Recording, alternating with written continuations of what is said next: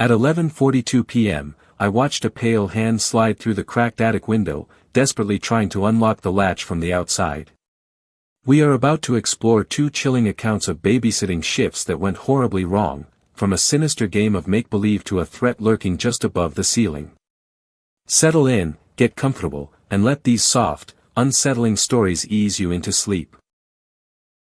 Story 1, The Child's Play. This happened to me in the fall of 2019, when I was working nights at a gas station just off Route 101, near the small town of Osprey Cove. Money was tight, as it always is for a college student, and I took pretty much any shift I could get, often pulling 10 p.m. to 6 a.m. One Thursday evening, just as I was about to head to campus for my evening class, my phone rang. It was Mrs. Albright, a wealthy alumna whose daughter was in one of my general studies classes. She sounded desperate, explaining their regular sitter had cancelled last minute for an urgent business trip. She offered triple my usual hourly rate, plus a generous bonus, if I could watch her 6-year-old, Lily, that very night. My class could wait, this was a lifeline for my overdue tuition. I quickly agreed, promising to be there within the hour. Her directions led me far out of town, past familiar farms and then into winding, unlit country roads. The pavement eventually gave way to a long, gravel driveway, bordered by ancient, gnarled oak trees that seemed to claw at the darkening sky. The Albright estate was enormous, a sprawling Victorian-era mansion that looked grand yet eerily isolated under the pale moonlight. It sat nestled deep within a thick grove of woods, far from any other signs of human life. A shiver, unrelated to the crisp autumn air, traced its way down my spine. Mrs. Albright, elegant even in her haste, greeted me at the immense oak front door. Her husband, Mr. Albright, a stern-looking man, stood behind her, adjusting his cufflinks. They gave me a quick tour, mostly focusing on Lily's bedroom and the kitchen. Lily, a small girl with wide, dark eyes and impossibly pale skin, was already in her room, quietly drawing at a child-sized desk. She didn't look up when I was introduced, merely gave a faint nod. Her silence was unsettling, a stark contrast to the boisterous children I usually watched. Mrs. Albright rattled off instructions. Lily's bedtime was 9 p.m., she was to have a small glass of milk, and she was a very self-sufficient child. She loves to draw, her mother added with a tight smile. She'll entertain herself for hours. Within 15 minutes, they were gone, leaving me alone in the cavernous house with the unnervingly quiet Lily. I tried to engage Lily, asking about her drawings, her school, her favorite toys. Each question was met with a soft shrug or a single, barely audible word. She just kept drawing, her little hand moving with intense focus, her brow furrowed in concentration. I eventually gave up, settling on the plush rug in her room with a textbook, occasionally glancing over at her. The house, I noticed, was strangely quiet. No hum of appliances, no distant traffic noise, just the faint scratch of Lily's crayon on paper. Around 8:30 p.m., I finally coaxed her into having her milk. As she drank, I peered discreetly at her recent drawings. They weren't typical childish scribbles. They depicted dark, shadowy figures, elongated and menacing, lurking in corners and behind furniture. One drawing, in particular, caught my eye. It was of a long, dark hallway, familiar to a section of this very house, with a faint, almost translucent figure pressed against the wall. The figure had no discernible features, just two glowing pinpricks for eyes. It was unsettling, but I rationalized it as a child's vivid imagination, perhaps influenced by a scary movie. After she finished her milk, Lily returned to her desk. "He likes when I draw," she mumbled, so quietly I almost didn't hear it. I frowned, wondering if she had an imaginary friend. "Who likes your drawings, sweetie?" I asked gently, trying to sound casual. She didn't look up, her small voice barely a whisper. "The man in the walls." A cold dread began to creep into my stomach. It wasn't the kind of thing a child says flippantly. Her tone was matter-of-fact, almost bored. I forced a laugh, trying to brush it off. "Oh, is that so? Is he a friend of yours?" My heart was thudding a little faster than before. The shadows in the room suddenly seemed deeper, more menacing. Lily merely shrugged, then picked up a black crayon. This time, her movements were less fluid, almost frantic. She was working on a new drawing, something hidden from my view by her small body. The air in the room suddenly dropped several degrees, a sudden, inexplicable chill raising goosebumps on my arms. I glanced towards the window, but it was closed, the heavy velvet drapes drawn tight. No draft. A faint scratching sound started then, rhythmic and delicate, like fingernails lightly dragging across wood. It seemed to come from the wall directly behind Lily's bed, near her closet. I tensed, my mind instantly jumping to mice or the old house settling. "Did you hear that, Lily?" I asked, my voice a little higher than I intended. She nodded slowly, not taking her eyes off her drawing. "He gets excited," she said, her voice still quiet, but with a strange, knowing edge. The scratching grew a little louder, a more insistent scrape. It was too regular for a mouse, too deep for nails. My breath hitched. It sounded like something trying to get out. A faint, almost imperceptible scent of damp earth and something metallic, like old blood, wafted into the room. I stood up slowly, my eyes fixed on the closet door. It was a heavy, old-fashioned wooden door, painted white. There was no gap beneath it, no crack for anything to slip through. Yet the sound was clearly emanating from behind it. Then, from beyond the door, a soft, almost imperceptible whisper reached my ears. It was too faint to make out words, but it was unmistakably a human sound. A voice, hoarse and strained, like someone who hadn't spoken in a very long time. My instinct screamed at me to grab Lily and run. But my feet felt glued to the floor. A horrifying curiosity, a need to know if I was truly losing my mind, overwhelmed my fear. I took a hesitant step towards the closet. As I approached, the whisper solidified. It was a single word, drawn out and raspy, a name. My name. The blood drained from my face, leaving my skin cold and clammy. This wasn't a mouse. This wasn't the house settling. My heart hammered against my ribs, a frantic drumbeat in the sudden, oppressive silence that followed. Lily was still at her desk, utterly still, her back to me. She was too quiet, unnaturally so. I reached for the cold, brass knob of the closet door, my hand trembling. Every fiber of my being screamed at me not to touch it, not to open it. But the whisper of my name, the knowledge that something was in there, was a hook firmly embedded. I turned the knob, slowly. The latch clicked softly, loudly in the silence. I pulled the door open just a crack, barely enough to peer inside. Utter darkness. No shelves, no clothes, just an empty cavity. A profound chill emanated from the blackness, not the natural cold of an unheated space, but something heavy, ancient, and deeply wrong. I smelled the damp earth again, stronger now, almost suffocating. My eyes strained, trying to pierce the void, but saw nothing. Just as I was about to close it, convinced I had imagined it all, a faint, almost imperceptible shadow shifted in the absolute black. It was too quick, too fluid to be real. My breath hitched. I slammed the door shut, my hand still shaking on the knob. I spun around, adrenaline surging through me, ready to grab Lily and bolt.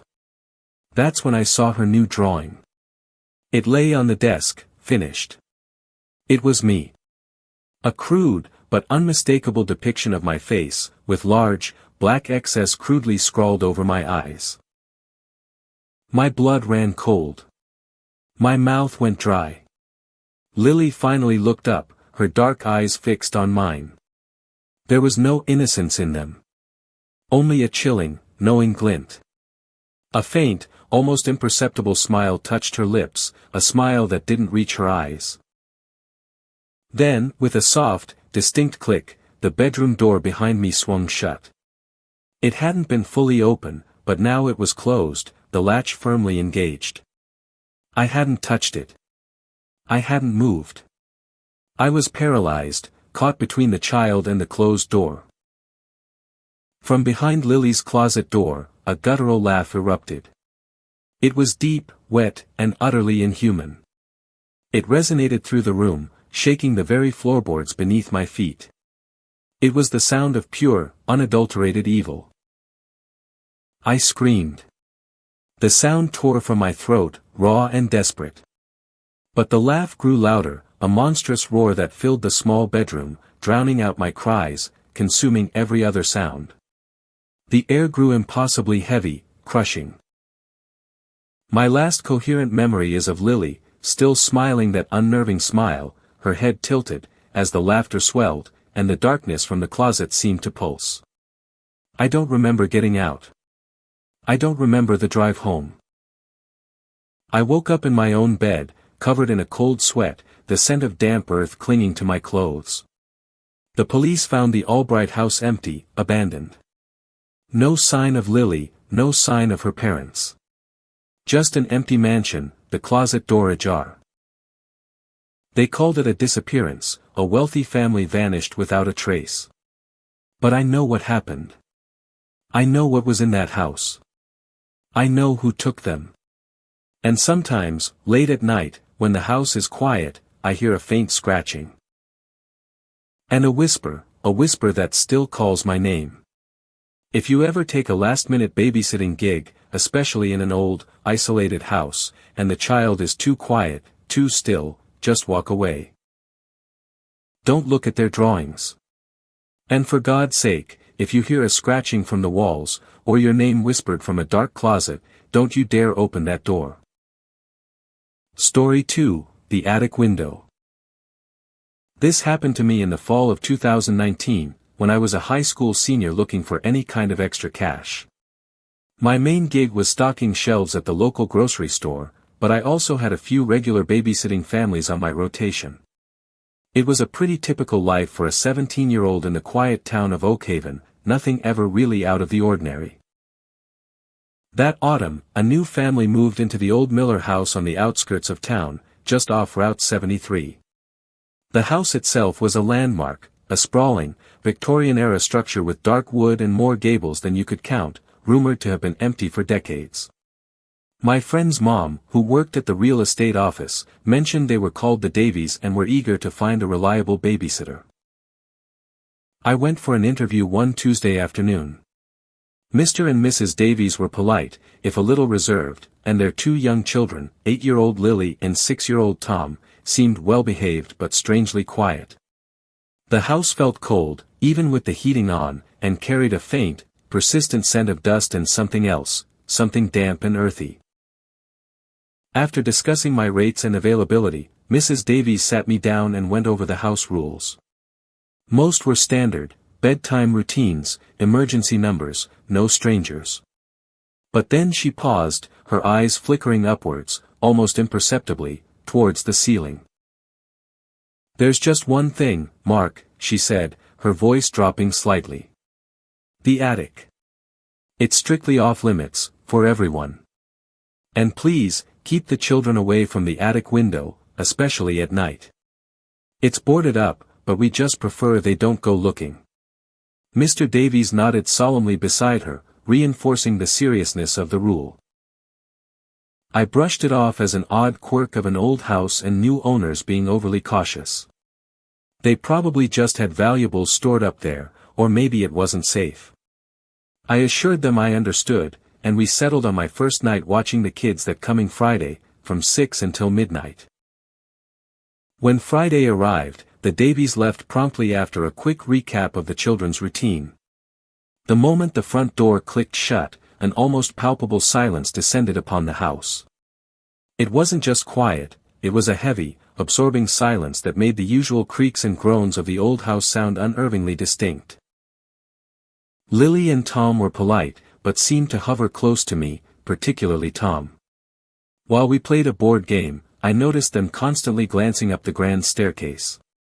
Their eyes would dart towards the top landing, where a faint, almost invisible, shadow seemed to cling, as if waiting. As the evening wore on, the kids grew increasingly antsy. During dinner, Lily barely touched her food, instead drawing with crayons on a placemat. I glanced down and saw she was sketching a dark, oddly shaped house with a single, high window, from which two empty circles stared out. Later, as I was reading them a bedtime story in Lily's room, a soft, almost imperceptible scratching sound began, seemingly coming from directly above us. It was light, rhythmic, like tiny claws or brittle branches scraping across a surface. There were no trees close enough to the roof to cause it. I paused, listening intently, my brow furrowed. The sound faded, then returned, just a whisper. "What was that?" I asked, trying to sound casual, but my voice felt unnaturally loud in the sudden stillness.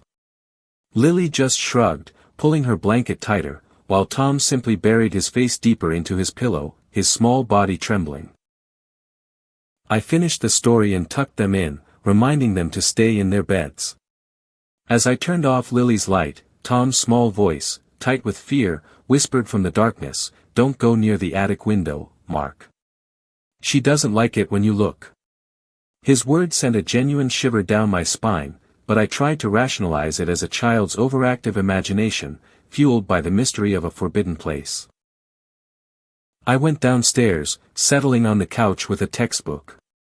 The house was utterly silent again, save for the occasional, distant chime of the grandfather clock in the hall. Every now and then, I'd catch myself listening, my ears straining, expecting to hear that scratching again, or perhaps the soft padding of footsteps above, where no one should be. Around 10 o'clock, I got up to grab a drink from the kitchen. As I passed the foot of the main staircase, a sudden, inexplicable gust of cold air swept through the hall, raising goosebumps on my arms. It was so intense it felt like someone had opened an exterior door, but all the doors and windows were firmly shut, sealed against the autumn chill. Then, I heard it again. Faint, distinctly from upstairs, a sound like a soft, drawn-out sigh, or perhaps a whisper carried on the cold air, just at the edge of hearing. My heart hammered against my ribs. I stood absolutely still, straining to hear, but the house settled back into its suffocating quiet. I told myself it was just the old house settling, the drafts playing tricks, my imagination running wild. I returned to the couch, but couldn't focus on my studies. My gaze kept drifting upwards, past the landing, towards where I knew the attic was. I remembered Mrs. Davies' words, "It's boarded up." But the kids' behavior, the sounds, the sudden cold, it all gnawed at me, a persistent, unsettling itch in my mind. A little after 11, as the house grew darker and the silence heavier, I saw it. It was just a fleeting glimpse, a pale distortion in the glass of the attic window. Like a ripple in water, or a reflection of something that wasn't there. I blinked, rubbed my eyes, and it was gone. Just the dark, empty pane staring back. I convinced myself it was a trick of the light, the street lamp catching something, anything but what my mind immediately conjured. I tried to dismiss it, to focus on my phone, but an irrational dread began to prickle at the back of my neck. I felt a distinct, undeniable sense of being watched. It was almost midnight when I finally saw it again, this time with terrifying clarity. I was about to text the Davies that I was ready for them to come home, my phone in my hand, when a movement caught my eye. It was from the large, central attic window, high up in the front gable, clearly visible even from the living room below. A face. Pale, gaunt, almost luminous in the dim light, pressed flat against the glass. Its eyes were dark, sunken hollows, staring directly down at me with an unnerving, lifeless intensity. There was no mistaking it this time, it wasn't a shadow, not a trick of the light. It was unmistakably a human face, utterly devoid of life, yet observing me with a hunger I couldn't comprehend. My breath hitched. My entire body went rigid, a sudden, cold paralysis seizing me. Mrs. Davies had said it was boarded up, that the children should stay away. Why wasn't it? Who was up there, staring down at me from a forbidden window? The lies, the rules, the kids' fear, it all slammed into me at once. The face remained there for what felt like an eternity, unblinking, unmoving, its gaze pinning me to the couch. Then, slowly, almost reluctantly, it receded back into the deeper darkness of the attic. A primal fear surged through me, urging me to run, to bolt out the front door and never look back. But beneath the terror, a strange, sickening curiosity, a desperate need for answers, began to twist in my gut. What was up there? Why had they lied about the window? The rule about the attic suddenly felt less like a simple precaution and more like a desperate, terrified secret. I found my legs moving before my mind had even caught up, slowly, silently, towards the grand staircase, drawn by an invisible pull. Each step creaked beneath my weight, echoing unnaturally loudly in the profound silence. The cold intensified as I ascended, a chilling dampness seeping into my clothes, raising goosebumps along my arms. I reached the top landing, heart hammering against my ribs, every nerve screaming at me to stop, to turn back, to ignore the terrifying allure. At the end of the hall, tucked almost out of sight behind a heavy, moth-eaten tapestry, was a narrow, unadorned door. The attic door. It didn't look boarded up from this side, just old and weathered, almost forgotten.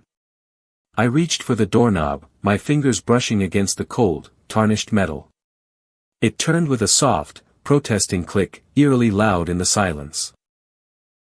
The door swung open a few inches, revealing absolute blackness that seemed to swallow the light from the hall. A faint, cloying smell of damp earth and something else, something vaguely sweet and sickeningly floral, wafted out, making my stomach clench. I pushed it wider, fumbling for my phone's flashlight, my hand trembling. The beam cut through the gloom, illuminating a cavernous, dusty space filled with forgotten furniture draped under white sheets, like silent, skeletal figures. Cobwebs clung to everything, glistening in the light, and a thick, oppressive silence filled the air, broken only by the frantic pounding of my own heart. The air was thick and heavy, pressing down on me with an almost physical weight. I stepped inside, the floorboards groaning underfoot, a cacophony in the stillness. My eyes immediately went to the far wall, to the attic window. It was indeed boarded up on the inside, with thick, rough planks of weathered wood. But one of the boards was loose, hanging askew, revealing a gap just wide enough for a face to press through. Why would it be boarded from the inside? To keep something in? Or to keep prying eyes from looking out? The questions screamed in my head. I shined my light around the floor, my breath catching in my throat. Everything was covered in a thick, undisturbed layer of dust, except for a small, circular area directly beneath the window, where the dust had been disturbed. Kneeling down, my fingers tentatively traced the clean circle on the floor. It felt like something had been moved repeatedly, dragged across the floor. My flashlight beam found a faint outline in the dust, a subtle pattern in the aged wood planks, revealing a cleverly disguised trapdoor, almost perfectly blended with the surrounding floorboards. My heart hammered, a frantic drum against my ribs, warning me to stop. My fingers found the small, recessed metal ring, barely visible. I pulled, and with a soft groan of ancient wood, a section of the floorboards lifted, revealing a dark, shallow compartment beneath. A wave of that damp, sickly sweet smell intensified, now cloying and metallic, making my stomach churn violently. Inside, nestled in the disturbed earth, was a single, faded photograph. It was old, yellowed, curled at the edges, depicting a young girl, probably a teenager, smiling awkwardly at the camera. Her eyes, even in the faded print, seemed to hold a familiar, unsettling emptiness, a hollowness I now recognized. Scrawled on the back, in faint, looping script, were the words, Sarah, Fall 2008. Babysitter. Sarah.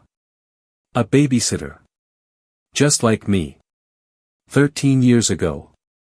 The cold that had been creeping up my spine now clamped down on my entire body, a sudden, bone-deep chill. My blood ran to ice. The face in the window, it was her.